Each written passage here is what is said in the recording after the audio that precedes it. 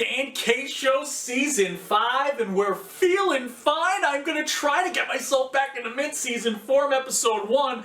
What's Dan K Show going to have this year? A lot more me, a lot more him, a lot more traveling, and a little bit more of the Grit Man. Gritty's on set, had to have him, and you got to have your Dan K Show. Let's get it started now.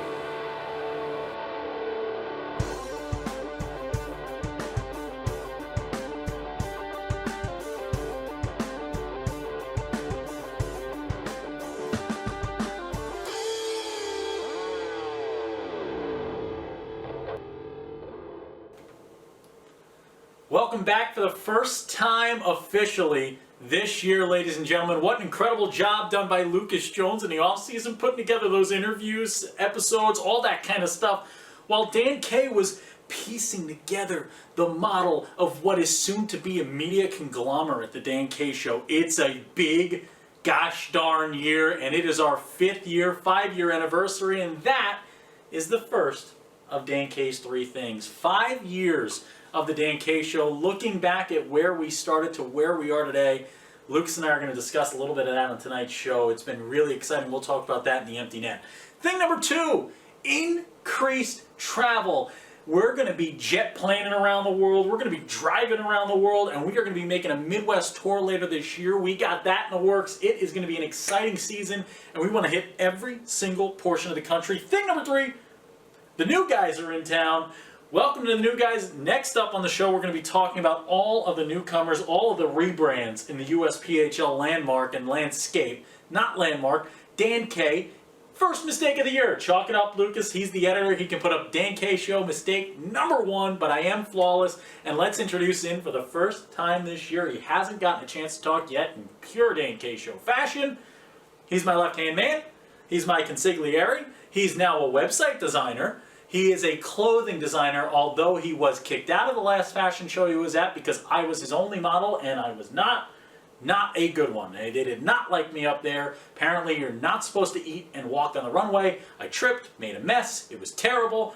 He is the king of defensive hockey games. He loves goaltending, hates goal scoring, and he is Lucas Jones. Lucas, welcome into the booth. Thanks, Dan. It feels great to be back. You know, as we were setting up the set, setting up the camera, I was like, you know, this is the first episode of the season. We are back. It feels like just enough time. We are back. We are back. We are getting hockey back. Hangover reference. It's a good movie. The first one. Second 2. Come on. It ended at 1. It was unnecessary. It was like Anchorman 2. Who needs it? No, nobody asked for it. You know what people do need?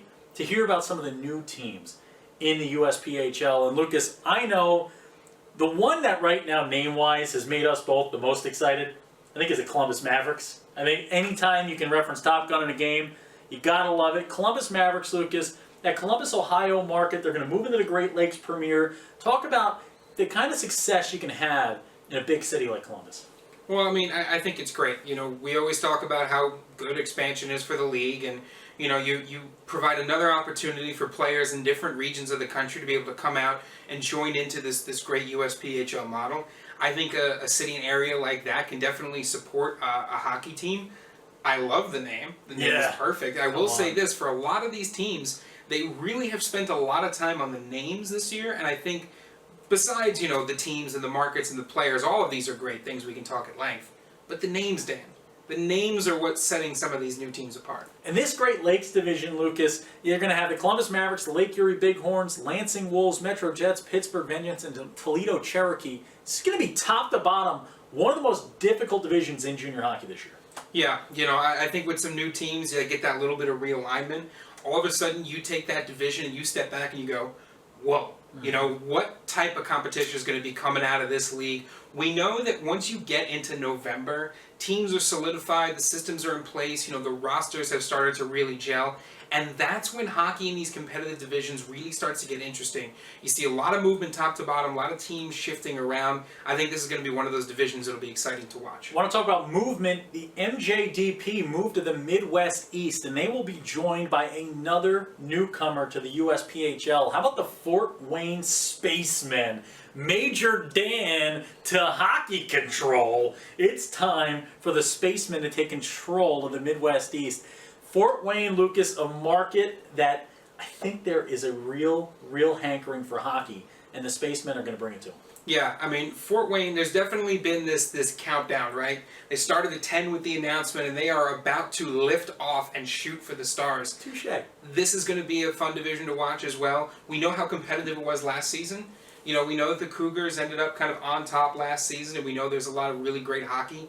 It'll be interesting to see how MJDP fits into this. Yep. Because the Midwest East, known for, you know, that Midwestern style of hockey. Physicality. And this is what I think we talked about a little bit before, where in major sports, the conversation a lot of times is, well, you know, what do we restructure? You know, especially in you know, certain sports, that's become the topic for the last couple of years. And I like that the USPHL is not afraid to shake things up, move some teams around, and it's just going to help every team out by increasing the competition. It makes for a better league, makes for better hockey, and I'll tell you what, first time these teams get a load of the Fort Wayne Spacemen on the ice, they're going to be saying, Houston, we have ourselves a problem here. And let's keep going through this. This one's more of a rebrand here. The Niagara Falls Thunder, now the Buffalo Thunder up there in the Buffalo area. This Thunder team really going to be bringing some trouble up there in that division in the Northeast. They've got the Connecticut Junior Rangers, the Nighthawks, Monarchs, Picks, and another rebrand in the Utica Junior Comets. This is an organization, originally the Syracuse Stars, now the Utica Junior Comets. I love the name. I love the rebrand. And you know, this is an ownership group that cares about the hockey top to bottom. This is a great organization. Yeah, and you know, sometimes a rebrand is what you need to really light a fire under a team. And you know, I think both of these organizations are looking forward to a great season. That's definitely right. And one last one here. How about the Atlanta Mad Hatters and the Carolina Junior Hurricanes up there? A couple rebrands up in the Southeast Division. And this Southeast Division the Carolina Junior Hurricanes and the Atlanta Mad Hatters are in the Florida Division. These two Southeast divisions have shown us at the Premier and Elite level that they are some of the best hockey teams in the country. How difficult is it going to be to play hockey down in the South this year? You know, we thought it was difficult last year. It just keeps getting more difficult year after year. How many times do we have to say, you better not sleep on Southern hockey?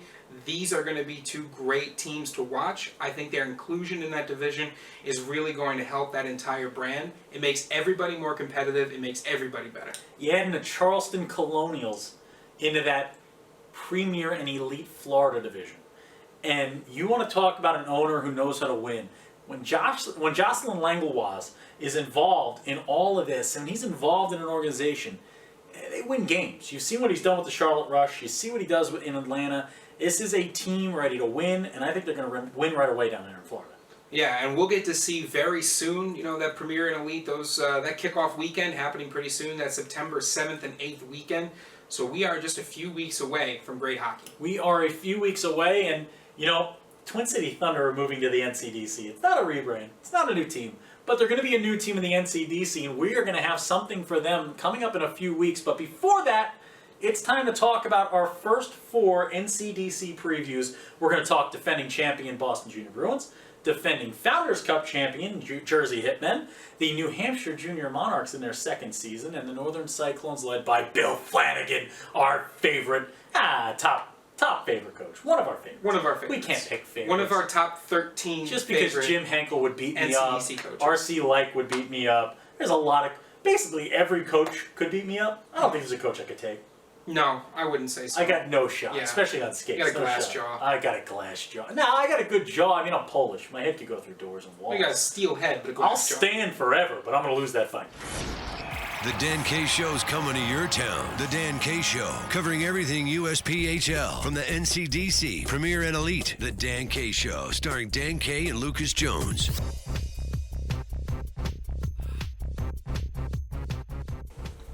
All right, we promised it, and it's time to deliver. We're going to be doing each week leading up to the September 14th launch of the NCDC season. Each week we will be previewing 4 teams until we finally get to that Twin City Thunder opening preview for their inaugural NCDC season. We're excited for that one as well.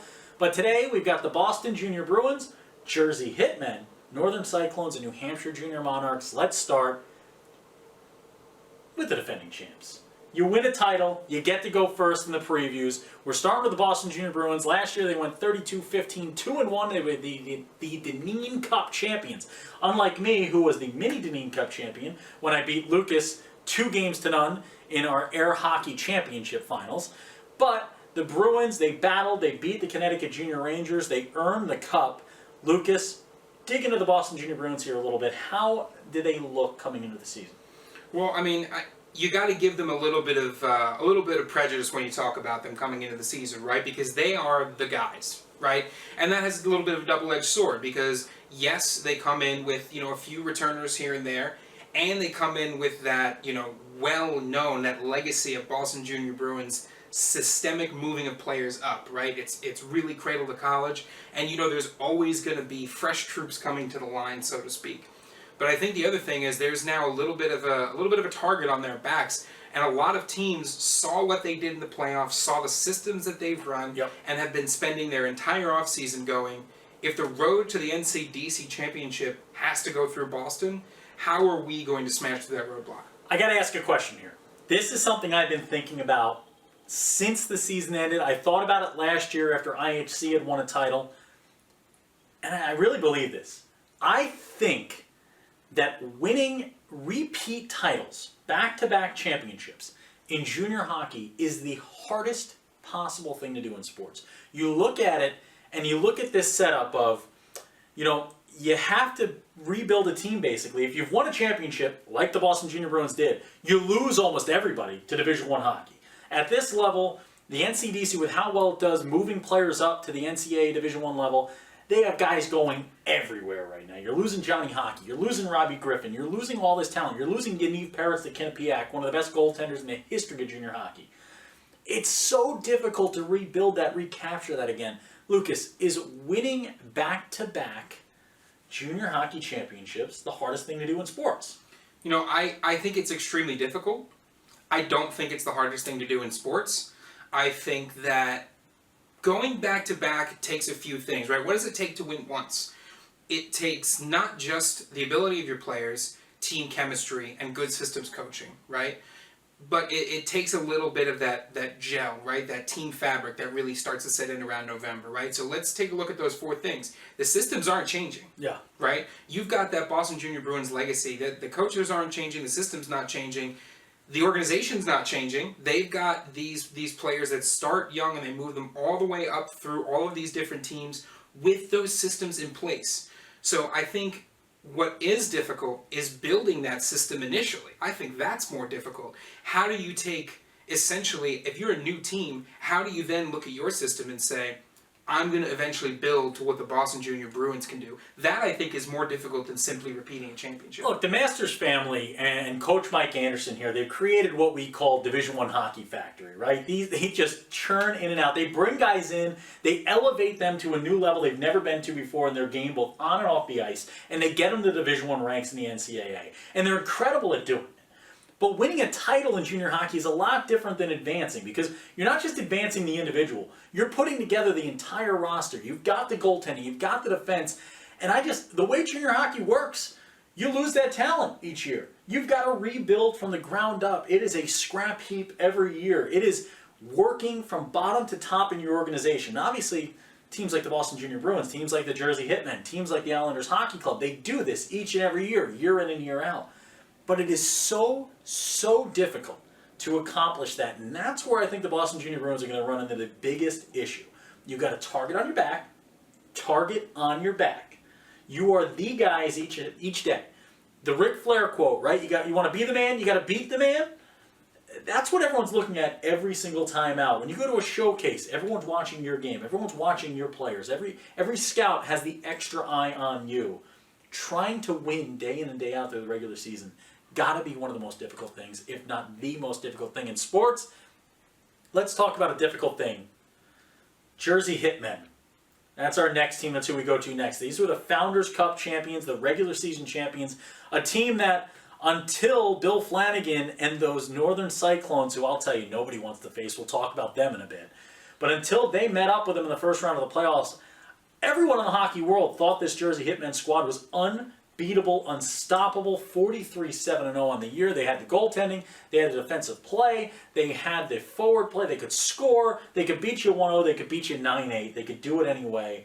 Talk about how does Toby Harris use last season's disappointment to create this season's triumph?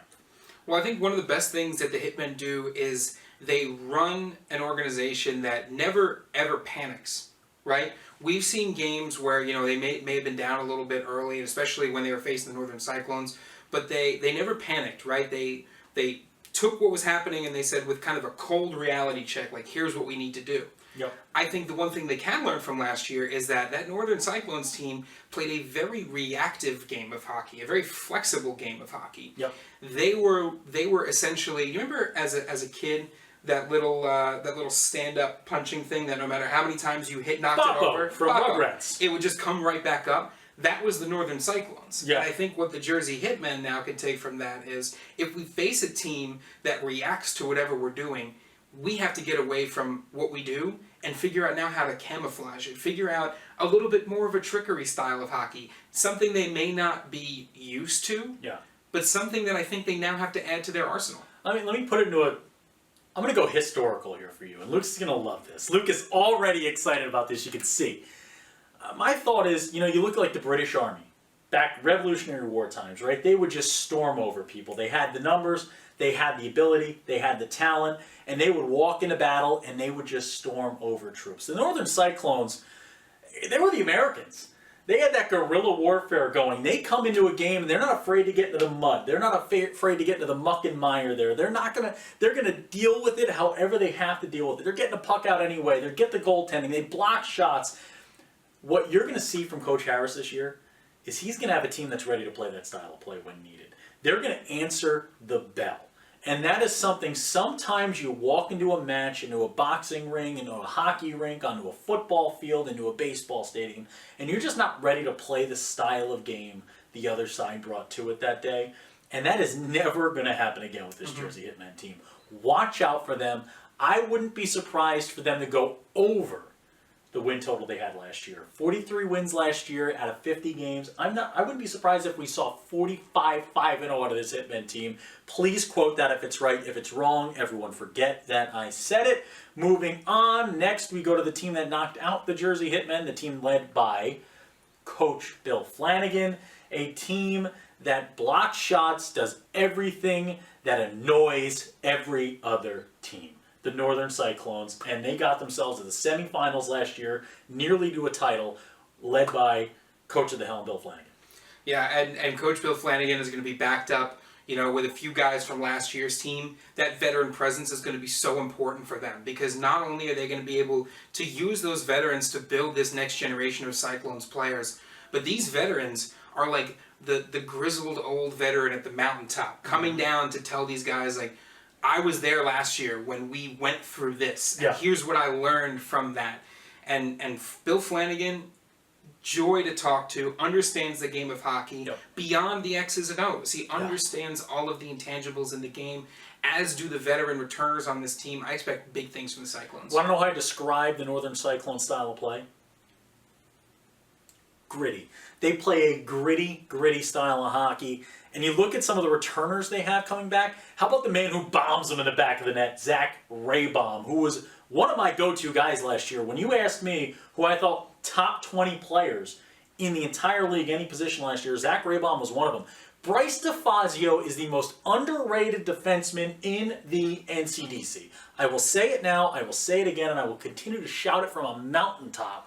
DeFazio, man, he is going to be back with his team. He's big, large, in charge. If he can get a little more physical this year, get involved, take on that Artem Borshov role, watch out for the Cyclones. This team is going to be really, really not fun to play. And what's interesting about the Cyclones defensemen, too, the reason that these Cyclones defensemen are underrated is because they're pure defensemen, right? They're moving the puck along. They're changing momentum. So it's that classic defenseman role where you're not getting a lot of points, goals, and assists, but man, are you making an impact when you're out there on the ice. Let's talk about a team that made an impact last year in their first season. The final team we're going to preview on tonight's episode, the New Hampshire Junior Monarchs, led by Coach Ryan Frew, friend of the show, incredible dude, great guy, wonderful facial hair, good beard. We can always, as the Dan K Show, we're always pumped about the facial hair. I trimmed mine a bit to start the season, and I kind of let it go as the year goes on.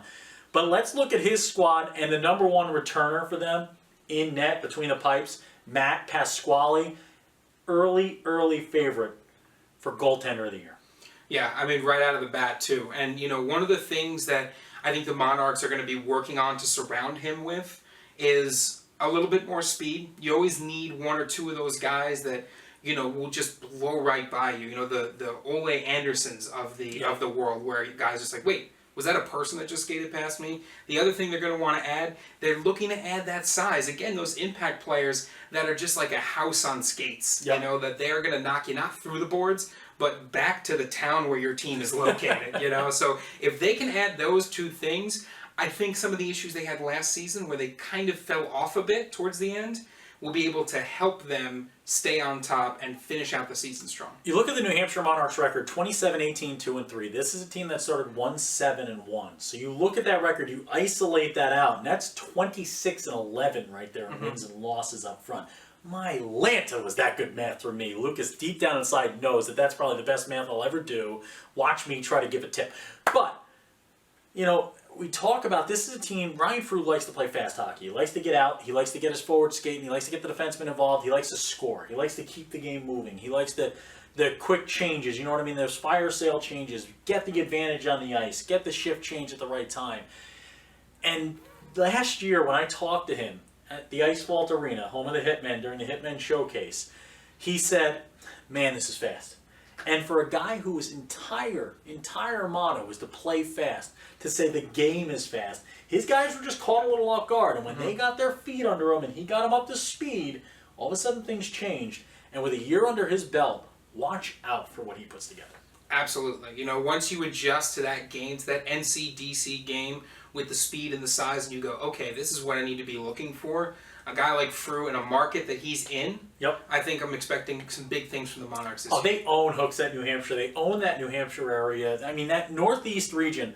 First of all, the New Hampshire Monarchs, for the Monarchs fans watching, we're going to be hosting the Buddy Battle, hashtag Buddy Battle. The winner of the regular season series between the New Hampshire Junior Monarchs and the Twin City Thunder will win our hashtag Buddy Trophy.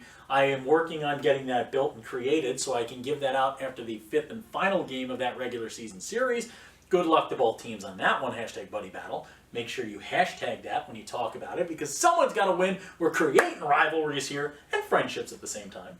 Rivalry is really just a friendship in disguise. A friendship between two folks who don't like each other too much. Hashtag rivalry. Hashtag Buddy Battle. It's going to be fun. We'll be talking about the Twin City Thunder a little bit later, closer to the season as we move on. I slap the table and shake all our bobbleheads here. And Lucas, I think that's it for today. I think we got to move to the empty net, the final portion of the show, our favorite portion each and every week. We'll be back with the empty net after this. Welcome to the empty net.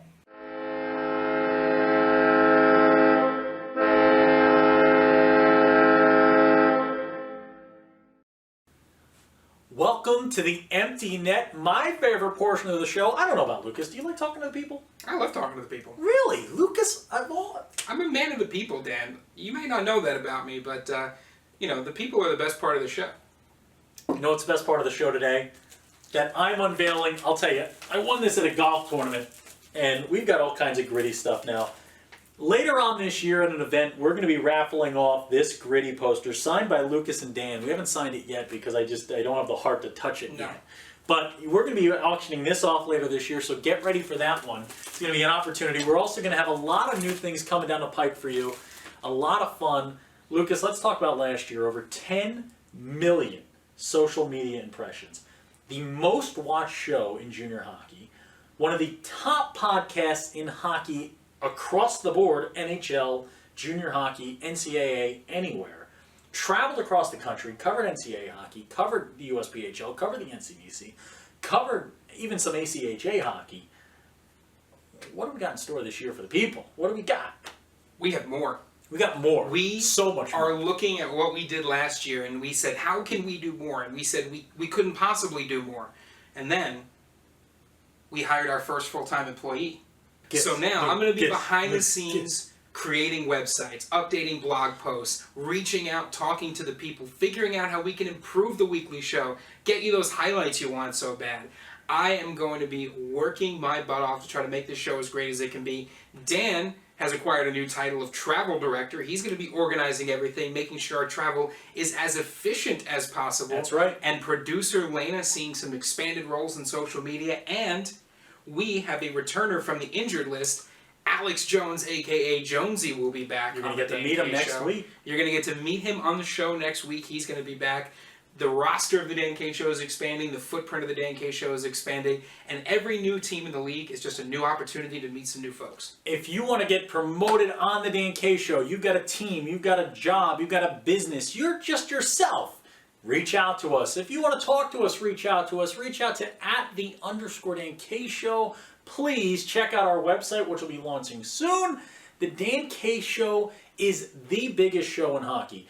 El Prez will one day bow down to El Dan K and El Lucas Jones, because this is the future of hockey. The Dan K Show is happy you're watching. We love you guys. We cannot wait for hockey time in the USPHL, in the NCDC, in college hockey, across the world. We cannot wait to watch hockey with you. Make sure you keep on watching. Lucas, for the first time this year, I heard you were talking about a whole new thing you're going to do. Parting words.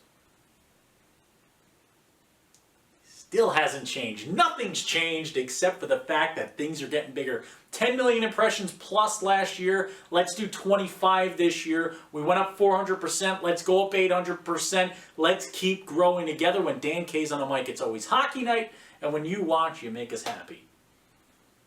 400% of 10 million impressions. Don't do the math. Don't do the math at home, all right? I messed up. Is not 25 million. Well, we had 2.5 million, then 10 million plus. Right. So that's 400%.